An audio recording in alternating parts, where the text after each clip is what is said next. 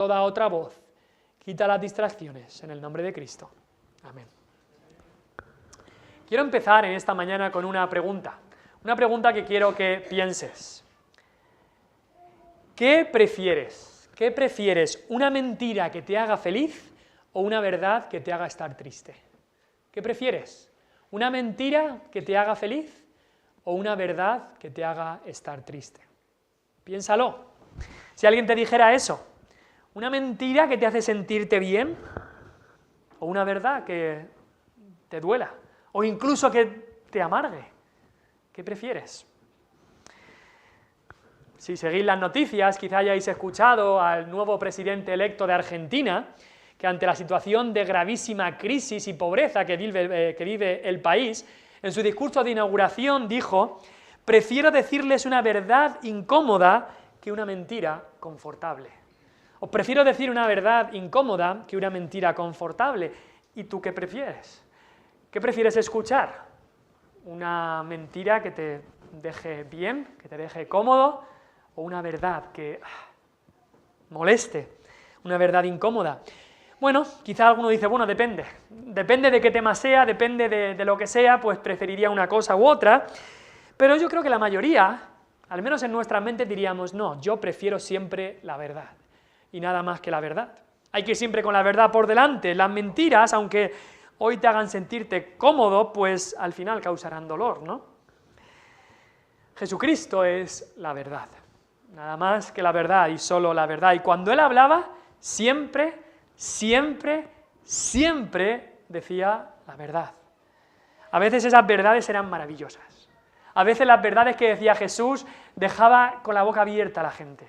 A veces las verdades eran algo tremendo, increíble lo que Jesús predicaba y enseñaba.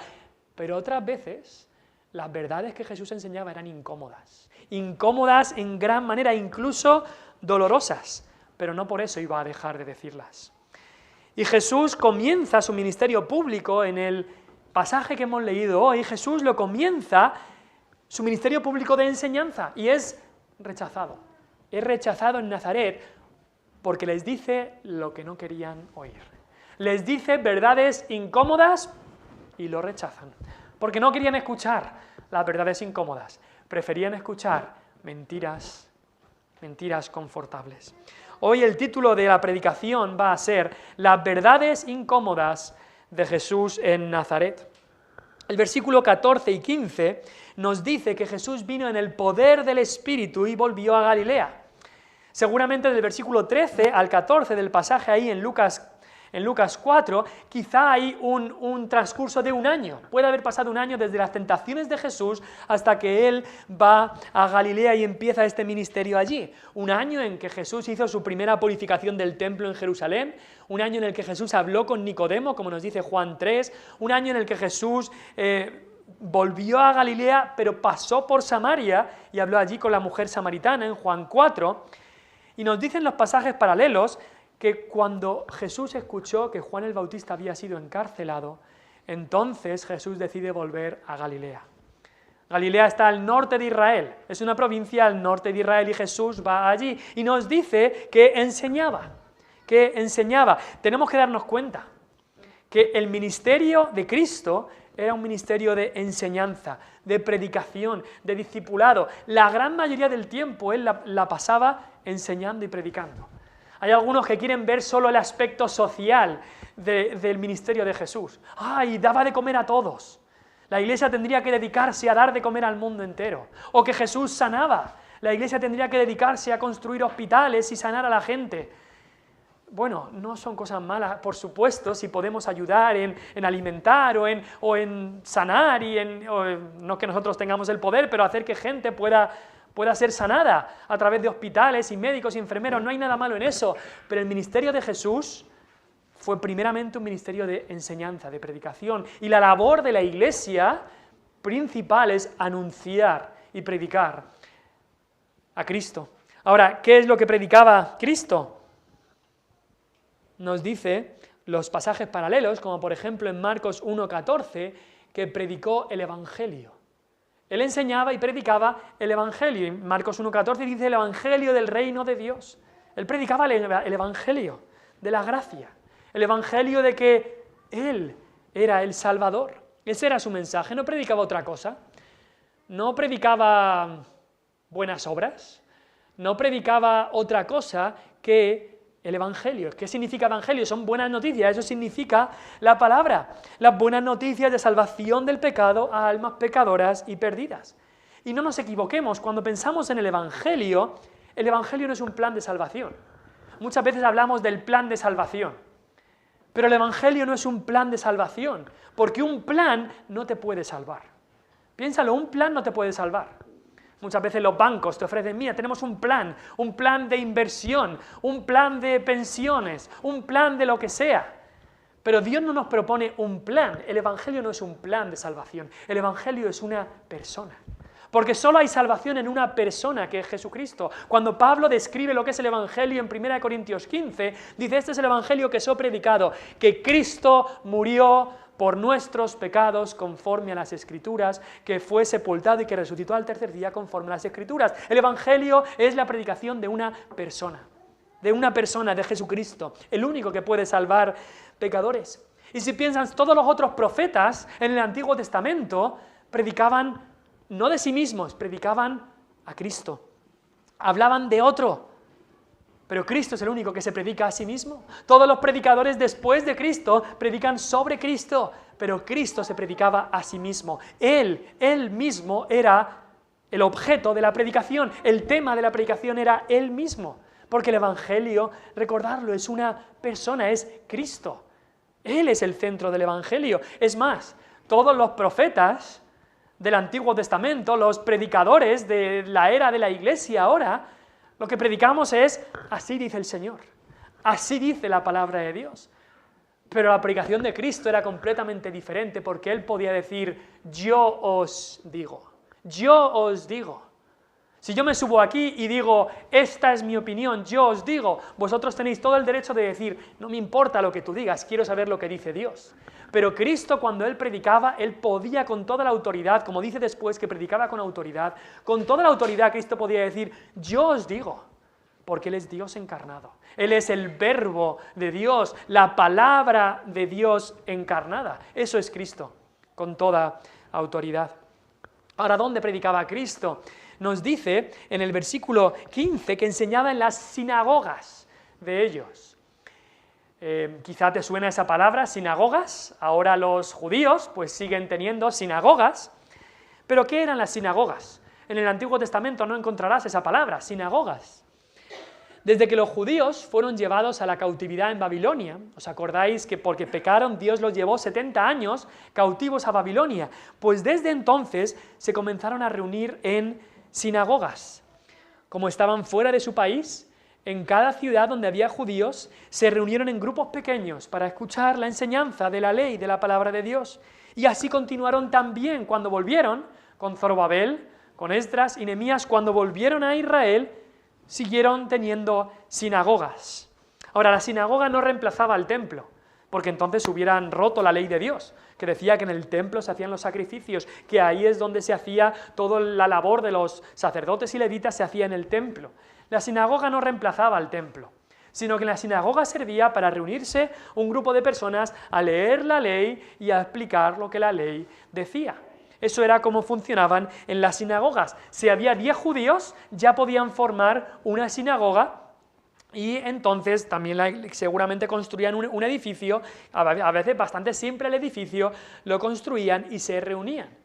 Y esto no solamente ocurrió en Israel, sino que los judíos que estaban en otras partes del mundo, como sabemos que en mucho del mundo que Pablo fue a predicar, había judíos ahí. ¿Y qué hacía Pablo cuando iba a predicar? Primeramente iba a las sinagogas a hablar con los judíos, sinagogas que habían sido construidas por mucho del mundo conocido.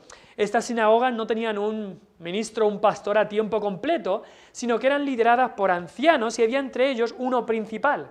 También había otro dirigente que era el que guardaba los pergaminos, y aquí Lucas lo llama el ministro.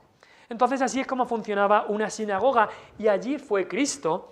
Y se nos dice en el versículo 16 que Jesús vino a Nazaret, donde se había criado, y eso es algo que tenemos que pensar, y sabemos que fue a la sinagoga allí. Pero Jesús, después de predicar en Galilea, después de predicar en Judea, va a Nazaret, a la ciudad donde se había criado. Eso es algo que nos tiene que hacer pensar, porque eso es un ejemplo para cada creyente, ir a los nuestros. Es lo que hizo Cristo. Fue a los que le conocían desde niño, donde había pasado toda su niñez, fue a ellos a llevarles el Evangelio. Pero sabes también que Cristo fue con los discípulos, cuando Cristo ya tuvo sus discípulos, nos dice que Él fue con los discípulos a sus ciudades. Les enseñó a los discípulos, 11 de ellos se convirtieron y creyeron en Cristo como Salvador, y entonces Cristo fue a sus ciudades a hablarles del Evangelio, para que hablaran a los suyos. ¿Os acordáis del endemoniado de Gadara? Lo mismo ocurrió. Jesús le sanó de estar endemoniado, él fue salvado por la gracia de Dios y él le dijo a Jesús, quiero estar siempre contigo. Y Jesús le dijo, en este caso no, quiero que vuelvas a los tuyos y les anuncies cuán grandes cosas ha hecho Jehová, ha hecho el Señor contigo. Eso le dijo el Señor Jesús. Con Pablo, Saulo de Tarso, ocurrió lo mismo. La iglesia, una vez que él fue salvo, la iglesia le recomendó, ve a Tarso, ve a los tuyos y cuéntales lo que Dios ha hecho por ti. Y así debería ser en el caso de cada creyente. Debería haber un deseo en el corazón de hablarle a los nuestros, orar por los nuestros, predicar a los nuestros. Ahora, eso no significa que vaya a ser fácil, eso no significa que se vayan a convertir todos, pero debe haber ese deseo. Va a haber pruebas, barreras, porque muchas veces, como decimos en España, la confianza da asco. O como dice aquí Cristo, el refrán que Cristo dice, el profeta nunca es acepto en su propia tierra.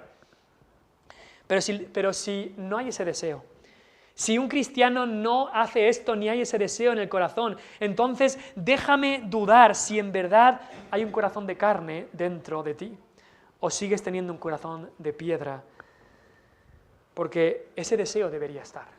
Ese deseo debería estar en cada cristiano de ir a los suyos a decirles lo que Cristo ha hecho. Y Cristo fue a Nazaret. Jesús volvió a Nazaret. Jesús, que ha sido llamado por muchos Jesús de Nazaret, a veces como algo de extraño, porque Nazaret era una ciudad pequeña o algo pequeño, nada bueno podía salir de Nazaret, pero Jesús que ha sido llamado Jesús de Nazaret, en Nazaret. A Nazaret fue y en Nazaret fue rechazado. Pero algo que quería también remarcar antes de empezar con lo que es los puntos, es que nos dice que entró en la sinagoga, y mira lo que dice después en el versículo 16, entró en la sinagoga conforme a su costumbre. Y eso es algo que debemos señalar. La costumbre de Jesús era ir a la sinagoga en los días de reposo. Ellos lo celebraban el sábado, como sabemos. Según su costumbre, Cristo iba a las sinagogas cada día de reposo, era su costumbre, no era según me levantaba ese día, no era si no llovía, no era si no tenía otra cosa que hacer. Cristo, Jesús, se congregaba sí o sí, y no es que hubiera un mandato en la ley de ir a estas sinagogas, sino que Cristo, si había un lugar donde se adoraba a Dios, si había un lugar donde se leía la ley de Dios, donde se explicaba la ley de Dios, Jesús quería estar allí, por supuesto. Él era el dador de la ley, ¿cómo no iba a querer estar allí donde se leía esa ley? Y lo fuerte, lo que me asombra más de todo esto, es que Jesús iba, aun cuando él no iba a ser el que estaba enseñando. Creo que esta vez fue la primera vez que Jesús en Nazaret se levantó a enseñar. Y por 30 años él habría estado yendo a Nazaret a escuchar a otro levantarse, leer la Escritura y explicarla, y seguramente explicarla con fallos, explicarla de una manera errónea. Y ahí estaba Jesús escuchando. Me asombra mucho que Jesús tuviera la humildad, pero que Él es el Dios de dioses, que Jesús, que Él es el dador de la ley, que Jesús fuera tan humilde para ir a la sinagoga todos los días de reposo como era su costumbre, que Jesús iba a estar allí. Él que no necesitaba ni ser enseñado, ni necesitaba ser exhortado, ni necesitaba, como decimos a veces, recargar las baterías espirituales. Si Él se congregaba cada semana, ¿cuánto más nosotros? ¿Cuánto más nosotros? Si Cristo era su costumbre congregarse los días de reposo en la sinagoga, ¿cuánto más lo necesitamos nosotros? ¿No nos dice el autor de Hebreos eso? No dejando de congregarnos, y dice, como algunos tienen por costumbre. Cristo el primero tenía por costumbre congregarse los días de reposo. Si Cristo lo hacía, ¿cuánto más nosotros deberíamos hacerlo, que estamos tan necesitados? Él no necesitaba de nada. Él no necesitaba la comunión de los hermanos como la necesitamos nosotros. Él no necesitaba recargar sus baterías espirituales. Siempre estaba lleno completamente del Espíritu Santo. Él no necesitaba ser exhortado por el camino correcto para que no se apartara. No, pero él se congregaba. Y nosotros, por supuesto, que deberíamos hacer esto. Pero al ir Jesús a la sinagoga, ese día, empezando su ministerio público en Nazaret, ese día él tenía algo que decir. Y ese día él se levantó. Y vamos a ver tres verdades incómodas que Jesús enseñó en ese día. La primera es la verdad sobre Jesús mismo. La verdad sobre Jesús mismo. Nos dice ahí que se levantó a leer. Era la costumbre en la sinagoga que se leía un pasaje de la ley, del Pentateuco, los 5 primeros libros, y después un pasaje de los profetas. Seguramente ya se había leído la ley, y cuando se va a leer los profetas, Jesús se levanta. Y a Jesús se le da el pergamino del profeta Isaías, en la providencia de Dios. Isaías, sabemos que es de los profetas que más hablan del Mesías que vendría, escrito unos 800, 700 años antes de que vendría Jesús. Y Jesús abre el libro de Isaías por el capítulo 61, que nos ha leído el hermano Sebi, uno de los capítulos que hablan más del Mesías que vendría. Y lee esas palabras tan importantes que tenemos ahí en el versículo 18 y 19. Después de leerlas, Jesús se sienta. Y no es como aquí, que podemos pensar de venir aquí a leer y luego sentarse en su sitio. No funcionaba así la sinagoga, sino que Jesús se sentaría en medio y los rabinos, los maestros, enseñaban siempre sentados. Enseñaban siempre sentados y todos se ponían alrededor de los rabinos, de los maestros, para escucharles. Así que cuando Jesús se sentaba, ese era el signo de que iba a empezar la exposición de la palabra de Dios. Incluso se nos dice ahí en el versículo 20 que enrollando otra vez el libro del pergamino, no eran libros como tenemos ahora, eran pergaminos, por eso había que enrollarlos. Enrollándolo otra vez lo dio al ministro, a ese guardia de los pergaminos, y se sentó. Cuando se sentaba, esa era la señal, va a empezar la predicación. Y los ojos de todos en la sinagoga estaban fijos en él, estaban fijos en aquel que iba a traer la predicación. Y aquí comienza la verdad incómoda, porque ¿qué dice Jesús? Hoy se ha cumplido, versículo 21, hoy se ha cumplido esta escritura delante de vosotros. Aquí comienza esa verdad incómoda, sobre él mismo, sobre Jesús. ¿Por qué? Porque les estaba diciendo que ese niño que se había criado con ellos en Nazaret, ese niño, hijo de María, y según se pensaba de José, que habría corrido con ellos por las calles de Nazaret, que había aprendido el oficio de carpintero de su supuesto padre, José, que ese niño normal y corriente, allí en Nazaret, ese niño era el Mesías anunciado, aquel que todos estaban esperando que llegara.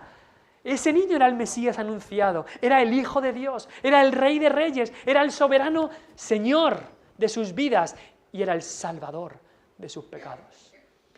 Y desgraciadamente ellos no quisieron reconocer eso, no lo quisieron reconocer. Cristo en este pasaje que él explicó empezó diciendo, el Espíritu del Señor está sobre mí, citando a lo que el evangelista Isaías, si se puede decir así, el profeta Isaías ya decía, cuando Isaías lo hablaba en Isaías 61, no estaba hablando de sí mismo, estaba hablando palabras que serían aplicadas a Cristo. Y fíjate lo que el evangelista Lucas nos dice en solo unos versículos sobre el Espíritu y Cristo.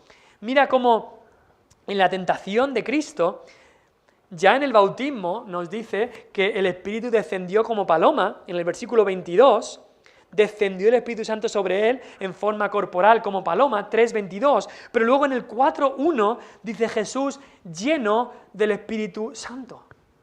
Eso antes de la tentación, él estaba ya lleno del Espíritu Santo. Después hemos leído en el versículo 14 que Jesús volvió en el poder del Espíritu a Galilea. Y ahora Cristo mismo anuncia el Espíritu de Jehová el Señor, está sobre mí. Y es que el ministerio de Cristo fue ungido por el Espíritu Santo. Él siempre estaba lleno del Espíritu Santo y fue a través de ese poder del Espíritu Santo que Jesús comenzó a hacer estas señales. Por supuesto, Él las podría haber hecho como Hijo de Dios que es, pero Él las estaba haciendo lleno del Espíritu Santo, para enseñarnos también que sin el Espíritu no podemos hacer nada. Porque sin el Espíritu estamos separados de Cristo, y separados de Cristo nada podemos hacer. Y Él estaba diciendo claramente con estas palabras: yo soy el anhelado, el esperado Mesías. Yo soy el que va a dar buenas noticias. El Evangelio, esa palabra me ha ungido para dar buenas nuevas. Buenas nuevas significa Evangelio, para anunciar el Evangelio a los pobres, para sanar, para pregonar libertad, para dar vista, para poner en libertad a los oprimidos, para predicar el año agradable al Señor. Ese año agradable que se cita ahí, era una referencia también al año de jubileo que había en el Antiguo Testamento. Cada 50 años había un año en que todo el mundo perdonaba las deudas que tenía, en que todo el mundo volvía a su posesión. Si tú habías tenido que vender una propiedad tuya porque estabas asfixiado por las deudas, en ese año se te perdonaban las deudas y podías volver a tener esa propiedad. Eso ocurría en el año del jubileo. Así que cuando Jesús anuncia este año agradable, estaba anunciando: llega el tiempo del perdón de pecados. Llega el tiempo donde las deudas van a ser perdonadas. Ha llegado aquel que va a traer perdón a este mundo. Pero no querían recibir esta verdad. Esto era una verdad demasiado incómoda. Cuando hablaron, ¿qué es lo que dijeron? En el versículo 22, el final del versículo, dicen: ¿no es este el hijo de José? ¿No es este el hijo de José? Bueno, era el hijo adoptivo de José, pero Jesús era hijo de Dios. Y es que la pregunta más importante que te tienes que hacer es: ¿quién es Jesús para ti? ¿Quién es Jesús para ti? Esa es la pregunta más importante y un día la tendrás que responder. ¿Quién es Jesús para ti? Jesús, a lo largo de su ministerio, trajo muchas verdades, predicó muchas verdades incómodas sobre sí mismo, sobre quién era Él. A los judíos una vez le dijo: yo y el Padre uno somos. Cuando dijo eso, cogieron piedras para apedrearle, porque se estaba igualando a Dios. También una vez que le seguía mucha gente porque habían comido del pan, Jesús empezó a decir: me seguís a mí porque habéis comido del pan y estáis saciados. Pero comenzó a decir: yo soy el pan de vida. Quien no coma de mi carne y beba de mi sangre no puede ser salvo. Y entonces se echaron para atrás. ¿Pero a qué se refiere esto? Nosotros queremos comer del pan, queremos que se nos sacie el estómago, queremos no tener que trabajar ya más y que esto es que nos toque la lotería, pan todos los días gratis. Pero esto de que Él es el pan de vida, esto que Él es el que tenemos que seguir, hombre, si me aseguras que voy a tener pan todos los días, sí, pero seguirte a ti así de porque sí, no. Y nos dice que después de eso mucha gente dejó de seguirle. Es más, cuando Jesús estaba en el concilio con los sacerdotes y con todos, al final del concilio, al final de su juicio, el sumo sacerdote le dijo: te conjuro por el Dios bendito que nos digas si eres el Cristo. Queremos saber la verdad, sí. O eso al menos decía. Quiero saber la verdad sobre quién eres. Y Jesús le dijo: yo soy. Y veréis al Hijo del Hombre sentado a la diestra del poder de Dios y viniendo en las nubes del cielo. ¿Y qué hicieron? Rompieron sus vestiduras y empezaron a pegarle, y empezaron a maldecirlo y a ir a por él. ¿Querían saber la verdad? No. Rechazaban las verdades incómodas sobre Jesús. ¿Quién es Jesús para ti? ¿Quién es Jesús para ti? Jesús se lo preguntó a sus discípulos: ¿quién decís que soy? Algunos dicen que Juan el Bautista ha resucitado, algunos dicen que Elías, algunos dicen que Jeremías, algunos de los profetas. Y Pedro, guiado por Dios, no de sí mismo, sino guiado por Dios, le dijo: tú eres el Cristo, el Hijo del Dios viviente. Muchos dicen en el día de hoy: Jesús fue un gran hombre. Jesús fue un revolucionario de los derechos sociales. Jesús fue el mejor de los maestros, de los rabinos. Jesús fue un gran sanador. Pero si Cristo es solamente eso para ti, no hay salvación. Si tú crees eso, eres como las personas en Nazaret, que cuando Jesús dijo esto, muchos decían en el versículo 22, daban buen testimonio de él y estaban maravillados de las palabras de gracia que salían de su boca. ¡Qué bonito lo que dice Jesús! Me encantan las palabras de gracia que dice Jesús. Claro que sí, y doy buen testimonio de él. La verdad es que vive una vida bastante buena, pero ya está. ¡Ay, sí, es un buen hombre, es el mejor de los hombres! Pero ya está. Es un gran rabino, un maestro tremendo, pero ahí se queda. Es la sabiduría celestial, un gran libertador que nos muestra el camino del amor. Eso lo escuchan mucho hoy en día. Nos mostró el camino del amor, un gran ejemplo de amor. Quizá es tu razón por venir aquí también. Quizá tú dices, yo vengo aquí porque pues, las palabras que se dicen ahí son muy bonitas. Sí, se lee la Biblia y suena muy bien, suena muy bien. Me maravillo de lo que bien que suena, de las palabras de gracia, y me gusta el buen testimonio de la gente aquí, porque he estado en otras religiones, en otras iglesias, y ahí pues hay gente de todo, hay gente malvada, pero aquí me gusta el buen testimonio de la gente. Pero eso es todo lo que Cristo es para ti. ¿Vas a rechazar las verdades incómodas de Cristo y cogerte solo las que te gustan? La mitad de Cristo no es suficiente. O coges a todo lo que es Cristo, las verdades maravillosas y las verdades incómodas, o te quedas sin él. No puedes coger lo que quieres y dejar lo otro. Porque hay muchos que dicen, sí, a mí me gusta todo esto, pero eso de que Cristo es un Dios, es el Dios encarnado, no, eso no lo puedo creer, no. Eso de que Cristo murió por mis pecados, por mi culpa fue clavado en la cruz, no, eso no lo puedo creer. Eso de que Cristo es el Rey de Reyes y Señor de Señores, que Él tiene que mandar solamente en mi vida, no, esa parte no, esas verdades no me gustan, son demasiado incómodas. Eso de que Él tiene que ser mi todo, de que para mí el vivir sea Cristo, de que mi vida no pueden ser ahora mi familia o mis hijos o mi esposo o mi esposa o mi trabajo o mi dinero, que Cristo tiene que ser el todo de mi vida, no, esas verdades no las quiero. Yo quiero un Salvador que sea como yo quiero que sea. Yo quiero un Salvador que sea lo que yo quiero que Él sea. Ese es el Salvador que yo quiero. Pero un Salvador así no salva.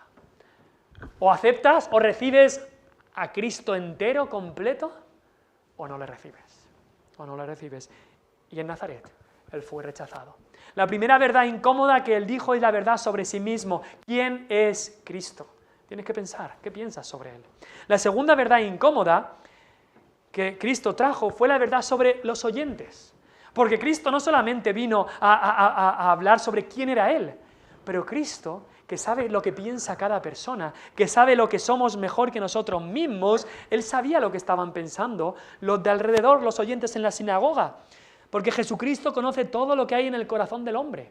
En la sinagoga hace 2000 años y hoy aquí en la iglesia de Cortijos Nuevos, Él sabe lo que hay en el corazón de cada persona aquí. Y Jesús revela los pensamientos y las intenciones del corazón. ¿Y sabes qué? Lo sabe mejor que nosotros. Y cuando Él viene, es como que descorre la cortina. Es como que nos quita esas hojas de higuera, como las que se pusieron Adán y Eva, para cubrir su desnudez. Nos las quita y entonces es muy incómodo. Porque Él quita todas esas ropas de autojusticia que nos hemos puesto, nos las quita y nos deja como vinimos al mundo. Así nos deja. Desnudos ante su presencia. Que todo se vea, todo nuestro pecado, todo lo que hay en nuestra mente, que todo se vea. Así es como nos deja. Y eso es incómodo, te lo puedo asegurar. Y así Cristo hizo con la gente en la sinagoga. La verdad sobre sus oyentes. Él la declaró y fue una verdad incómoda. Les habló sobre sus expectativas equivocadas. Cuando Jesús empezó a hablarles, en el versículo 23, les dijo, sin duda me diréis este refrán, médico, cúrate a ti mismo. ¿Qué es lo que estaba pasando? Todos estaban pensando algo, pero Cristo sabía exactamente lo que estaban pensando. Tenían expectativas sobre Cristo, sobre lo que tenía que hacer Cristo. Lo que ellos pensaban es, si Cristo ha estado en Capernaum, allí en Galilea, ha hecho tantos milagros, ha hecho tantas cosas buenas, pues aquí en su tierra, aquí tiene que hacer todo esto. Hombre, que nosotros somos los suyos. Nosotros somos los que más merecemos que Cristo venga y haga aquí toda serie de milagros y señales.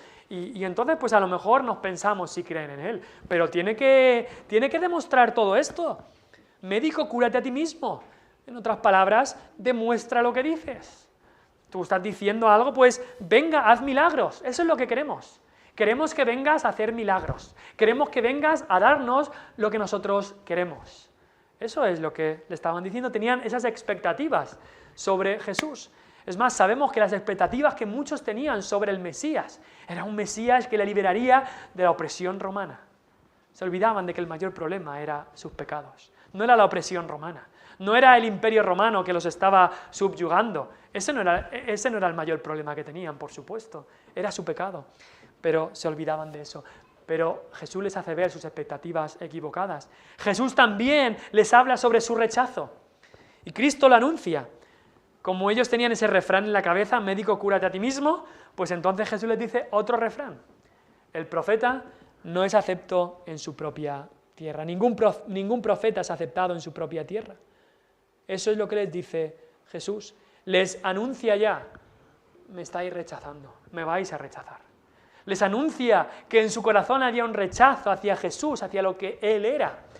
Y Cristo nos tiene que anunciar hoy a nosotros que no hay nadie que busque a Dios. Ay, yo desde pequeño, yo siempre he buscado a Dios, he amado a Dios. La Biblia dice, nadie busca a Dios. La Biblia dice que nosotros naturalmente le hemos rechazado. Eso es lo que hemos hecho como pecadores. Y Cristo nos viene y nos anuncia nuestro rechazo. Cristo viene y nos dice, desde nacimiento me habéis rechazado. Porque eso es lo que el corazón del pecador hace, rechaza a Cristo hasta que Dios obra, hasta que Dios da nueva vida. Y entonces el pecador arrepentido puede buscar a Dios. Pero de manera natural nuestro corazón no busca a Dios, sino que le rechaza. Y Cristo les dice esta verdad sobre ellos, que le iban a rechazar. Y aquí, hablando de este refrán, Jesús hace una transición brillante, porque les dice, ningún profeta, versículo 24, es acepto en su propia tierra. Y después les dice, y en verdad os digo que muchas viudas había en Israel en los días de Elías. Es como que Jesús les dice, ningún profeta ha sido aceptado en su propia tierra. ¿Os acordáis de Elías? ¿Os acordáis de los tiempos de Elías? Pues él tampoco fue aceptado en su propia tierra. ¿Os acordáis de los días de Eliseo? Él tampoco fue aceptado en su propia tierra. Y aquí Jesús les comienza a hablar más sobre su pecado. Y es que Cristo, el mensaje que había venido a traer, el evangelio de las buenas noticias, empezaba con las malas noticias de nuestro pecado. Cuando Cristo empezó a predicar este evangelio, nos dice Marcos que al predicar este evangelio del reino de Dios, dijo, arrepentíos y creed en el evangelio. Arrepentíos de vuestro pecado y creed en el evangelio. Aunque el pecado sea una realidad incómoda, Cristo no tiene reparo ninguno en predicar sobre el pecado, porque es la verdad. Una verdad que te incomoda, claro, pero una verdad que necesitas. La verdad sobre el pecado. Y Cristo, en el texto que había leído de Isaías, había hablado de los quebrantados de corazón, de los pobres, de los cautivos, de los ciegos, de los oprimidos. Y ahí está hablando de lo que causa el pecado, de las consecuencias del pecado, de cómo está el hombre por su pecado. Y entonces les habla también de Elías y de Eliseo. ¿Cómo estaba el pueblo de Israel en tiempos de Elías y de Eliseo? Enfrascado en el pecado, en rebeldía contra Dios. Y en tiempos de Elías entonces les recuerda esta historia de la viuda de Sarepta, quizá la habéis escuchado, cuando Elías vino a Acab y le dijo no va a llover por 3 años y 6 meses, y entonces, ¿qué quiso hacer Acab? ¿Qué quiso hacer el pueblo de Israel por todo ese tiempo? Matar a Elías. En vez de volverse a Dios, en vez de arrepentirse de sus pecados, hay que matar a Elías porque nos ha dicho que no va a llover. Y cuando vino la sequía, por esos 3 años lo intentaron matar, pero Dios lo protegió, y al final, ¿a dónde lo mandó Dios? A una viuda, no de Israel, sino de fuera de Israel. Y esta viuda fue, como se nos dice en este texto, se consideró pobre, quebrantada de corazón, cautiva, ciega, oprimida, se consideró así, y entonces llegó el evangelio a esta viuda y fue bendecida esta viuda. Y lo mismo pasó con Eliseo, y este hombre Naamán, que era sirio, no era de Israel, Y Jesús dice, había muchos leprosos en Israel, pero el que fue sanado fue un sirio. Un sirio que reconoció su pecado, un sirio que reconoció su condición. Porque la salvación que Dios trae, la salvación que Jesús vino a traer, no la trae a aquellos que son religiosos, no la trae a aquellos que tienen buenas obras que demostrar, no la trae a aquellos que vienen de una descendencia de que mi padre fue cristiano, mi abuelo fue cristiano, mi bisabuelo fue cristiano, no la trae a aquellos que se reconocen como somos linaje de Dios, la trae a pecadores que reconocen su condición. Y sí es una verdad incómoda, pero sin reconocer esa verdad incómoda no hay salvación. No hay salvación. Hablaba con unas personas hace tiempo y eran personas que me hablaron de Jesús en muy buenos términos. Estaba hablando en el mercadillo y hablaban de Jesús, que, wow, decían muy bonitas palabras sobre Jesús, como aquí los de Nazaret, nos dice el versículo 22, todos daban buen testimonio de él, de las palabras de gracia. Pero en cuanto hablando con estas personas, en cuanto les nombré la palabra pecado, es como que saltaron del susto que se pegaron estas dos personas con las que hablaba. ¿Pecado? ¿Pecado? Pero esa palabra ya está pasada de moda, eso ya no hablamos de eso. Hablaban de Jesús, pero no querían ni oír, les chirriaba, saltaban del susto cuando se les hablaba del pecado. Es decir, las verdades que Jesús hablaba sobre el pecado, esas las quitamos de en medio, porque son demasiado incómodas. Nos gustan las otras, pero las verdades sobre el pecado no. Pero, ¿qué vino a hacer Jesús aquí? ¿Qué vino a solucionar Jesús? Jesús vino a solucionar el problema del pecado, no otros problemas. Jesús vino a solucionar el problema del pecado, no problemas económicos. Jesús no vino a solucionar tus problemas económicos. Y por eso aquí dice, he venido a traer el evangelio a los pobres. No he venido a traer riquezas a los pobres. Muchos de Nazaret decían, ha venido Jesús, que ha transformado el agua en vino. Pues puede transformar las piedras en oro. Ya está, que Jesús me saque las castañas del fuego. Que Jesús venga a solucionar mis problemas económicos. No, eso no es lo que vino a solucionar Jesús. O algunos dicen, Jesús viene a solucionar mis problemas de autoestima. Y cuando dice los quebrantados de corazón, ay, yo es que tengo problemas de autoestima, necesito más autoestima. Jesús no vino a solucionar tus problemas de autoestima. Jesús no vino a solucionar problemas sociales, tampoco.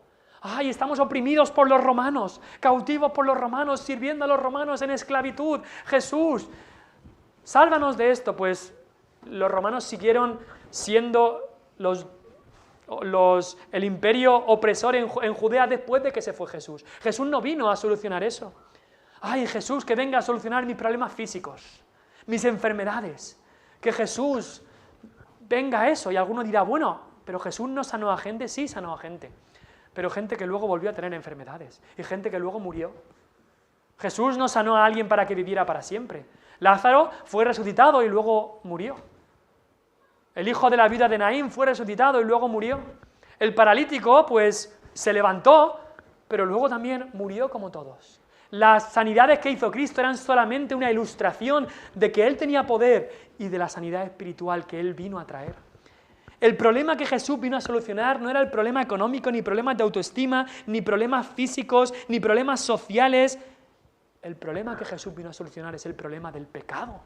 Ese es el problema que Jesús vino a solucionar y que lo arregló y que nos ha dado la solución a nuestro pecado, que es su sangre vertida en la cruz del Calvario.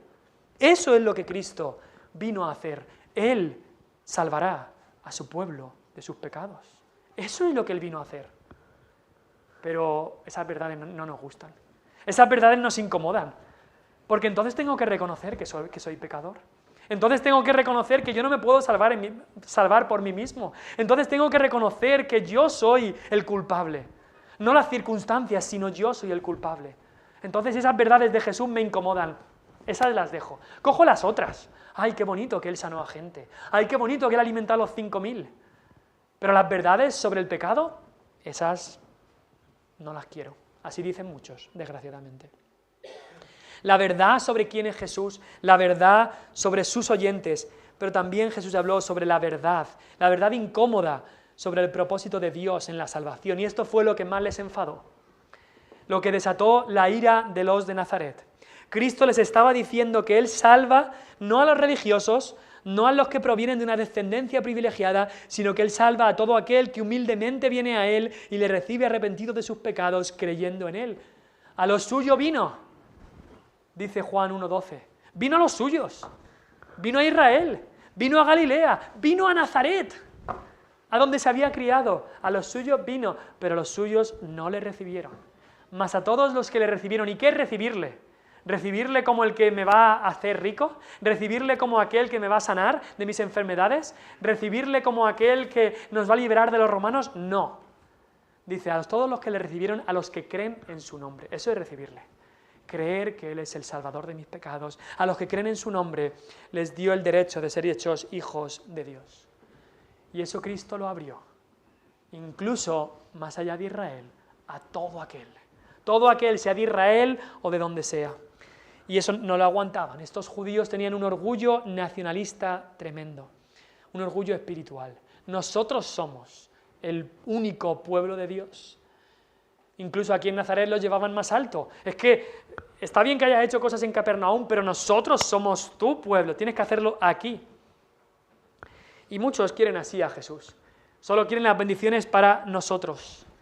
Algunos en la historia también han hecho lo mismo que los israelitas, orgullo nacional. Dios tiene algo especial para nuestro país y no para los demás. Y a muchos es que no les gustan los propósitos de Dios.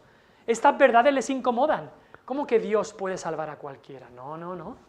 Dios salvará a los buenos, ¿no? ¿Que Dios salve a los pecadores? ¿Que Dios salve al peor de los pecadores? No, eso no puede ser así.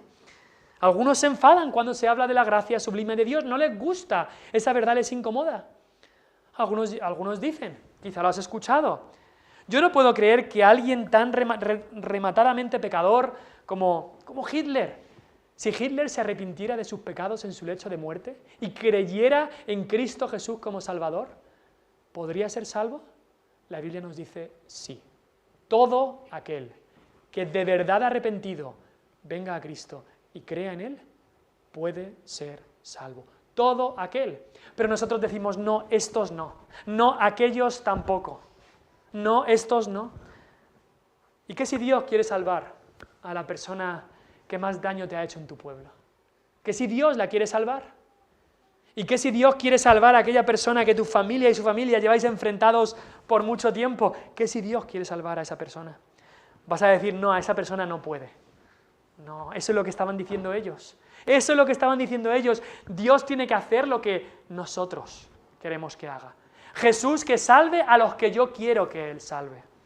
Queremos un Mesías, primeramente que nos diga lo que queremos oír, que haga lo que queremos que ocurra, que sea el Salvador que nosotros queremos que sea, que salve a los que yo quiero que salve. Un Salvador a mi medida. Eso es lo que quiero. Pero ¿sabéis cómo se llama eso? Se llama idolatría. Eso es lo que el mundo ha hecho por siglos. Un Salvador a mi medida. A ese Salvador sí que lo adoro. A ese Salvador sí que lo recibo. Pero ese es un Salvador de mentira. Sí, de mentiras confortables, de mentiras que te hacen sentir bien, pero un Salvador de mentira, un Salvador que no salva. El Salvador que salva, el único es Jesucristo. Y muchas veces viene con verdades incómodas. ¿Qué hicieron con estas verdades incómodas en Nazaret? Nos lo dice el versículo 28. Se enfadan muchísimo, llenos de ira, lo echan fuera de la ciudad. Jesús de Nazaret, expulsado de Nazaret. Le llevan a la cumbre de un monte para tirarle por el precipicio y matarle. Lo que Satanás intentó un tiempo antes en la tentación, échate de aquí abajo. Ahora los de Nazaret lo querían intentar por la fuerza, echarlo abajo. Pero Jesús, de manera milagrosa creo yo, se escurre entre ellos, de alguna manera se escapa y no lo cogen, no son capaces de apresarlo para tirarlo por el barranco. Y Jesús nos dice y nos dice el pasaje que fue a Capernaum, a otros lugares, y siguió enseñando. ¿Cómo vas a reaccionar tú a estas verdades incómodas de Jesús? ¿Prefieres, repito la pregunta del principio, ¿prefieres una mentira confortable o una verdad incómoda? ¿Prefieres una mentira que te haga feliz? O al menos esa felicidad momentánea, que te haga sentir bien, ¿o prefieres una verdad que aunque duela, que aunque te haga daño, aunque sea incómodo, pero que sea verdad. ¿Qué vas a hacer tú con las verdades incómodas de Jesús? Quizá tú eres creyente y has recibido estas verdades de Jesús, verdades sobre Él, verdades sobre ti, verdades sobre su propósito en la salvación, pero como son verdades incómodas, entonces no se las dices a nadie. Claro, porque si Él se incomoda, entonces yo también voy a estar incómodo, entonces me las callo. ¿Sabes? Cristo no tenía miedo, no tenía temor de decir estas verdades incómodas. Incomodaban a la gente, por supuesto, ofendían a la gente también, hacían que la gente se llenara de furia también, pero eran la verdad y lo tenían que saber. ¿Te imaginas un médico que hiciera eso? Piensa por un momento, ahora que acabamos, un médico que hiciera eso. Te hacen unas pruebas y sale que tienes cáncer. Y el médico llega la cita que tú tienes y el médico dice, es que no le voy a decir la verdad porque es que se lo va a tomar mal, va a ser muy incómodo, va a ser un silencio sepulcral, es que se me va a poner a llorar. No le voy a decir la verdad. Te dice, no pasa nada, estás bien, no hemos visto nada. Imagínate que el médico dice eso. Eso sería un malísimo médico, sería un médico fatal. Es que no te quiero incomodar. Ese médico sería mandado a la cárcel por hacer eso. Ahí es que no le quiero incomodar. Decirle la verdad sobre cómo está sería incomodarle mucho. No le voy a hacer eso. Yo no podría hacerle eso a nadie. Darle malas noticias, a ver quién hace eso. Pero un médico tiene que decir lo que es la verdad. Y si pensamos eso en cuanto a la salud física, ¿cuánto más en cuanto a la salud espiritual? ¿Cuánto más en cuanto a la salud espiritual? Prefiero 1000 veces una verdad incómoda que una mentira confortable, porque la verdad incómoda me despierta para que pueda actuar y buscar una solución, pero la mentira confortable lo que hace es dormirte en un sueño de muerte. Como aquellas personas que a veces se han ido a dormir con algo encendido y vale, no sufrieron, pero se murieron. Y así están muchos. En un sueño de muerte, nadie les dice la verdad incómoda. Y ahí están, destino al infierno. En un sueño de muerte, una mentira confortable. ¿Qué vas a elegir? ¿Qué vas a elegir? Las verdades incómodas de Jesús. Las verdades incómodas sobre quién es Él. Las verdades incómodas sobre qué somos nosotros. Y las verdades incómodas sobre su salvación. O las mentiras que te diga el mundo. Serán muy cómodas, pero te tendrán en un sueño de muerte hasta que un día abras los ojos y te des cuenta que estás en el infierno. Piensa en esto. ¿Qué prefieres? ¿Una verdad